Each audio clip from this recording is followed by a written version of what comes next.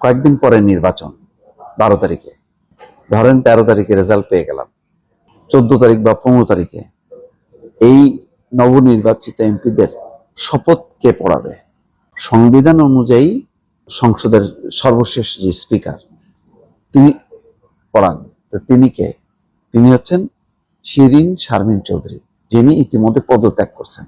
তার মানে তিনি তার পদে নেই, তিনি শপথ পড়ান। এটাই হচ্ছে রীতি বা এটা সংবিধানের নিয়ম। একটাই শুধু অপশন আছে, সেটা হচ্ছে deputy speaker. Deputy speaker Shamsul Haque Tuku, কিন্তু তিনি এখনো কারাগারে আছেন। আর শিরিন শারমিন চৌধুরী 2রা সেপ্টেম্বর 2024, গত বছর 2রা সেপ্টেম্বর তিনি পদত্যাগ করেন। আর ডেপুটি স্পিকার শামসুল হক টুকু এখন কারাগারে আছেন, তিনি এখনো পদত্যাগ করেননি।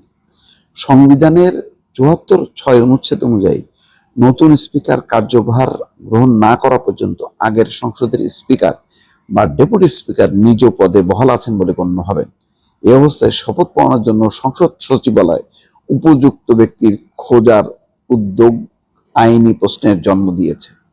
এখন যেহেতু নতুন ডেপুটি স্পিকার কখনো শপথ পড়াননি, এখন সেটা পড়ানোটা আইনসম্মত কিনা এটা এখন নথি উপস্থাপন করবে সংসদ সচিবালয় আইন মন্ত্রণালয়ের কাছে।